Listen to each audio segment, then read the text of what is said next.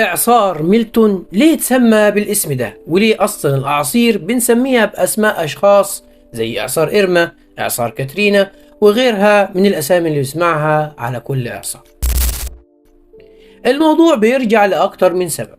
أول سبب منها وهو التواصل الفعال والوضوح. بيقول لك كان زمان الأعاصير كانوا بيسموها أسماء طويلة، زي مثلا الإعصار المداري العاشر في منطقة المحيط الأطلسي سنة 1938. واخد بالك من طول الاسم؟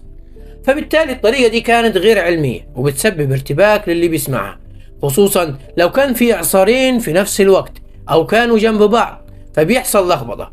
لكن لما تكون أسماء الأعاصير بأسماء قصيرة ومميزة، فده بيسهل تذكرها واسترجاعها لما بتتقال في النشرات الإخبارية والتحذيرات الرسمية. السبب الثاني وهو أن تسميتها أسماء قصيرة بيسهل فهمها على السكان المناطق اللي ممكن تتأثر بالأعاصير، بحيث مثلا لو سمعوا عن إعصار إرما هيعرفوا مخاطره إيه ويعرفوا يستعدوا له كويس.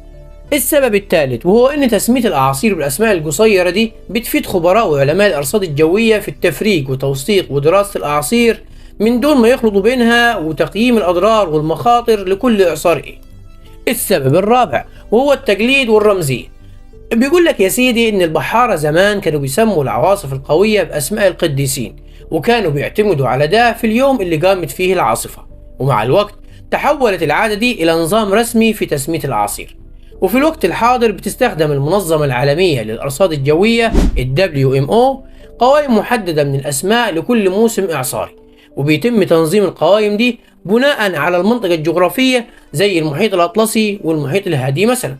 وبس كده يا سيدي، لو شايف نفسك استفدت بالمعلومة شيرها علشان غيرك يستفيد، وما تبخلش علينا باللايك والشير. سلام.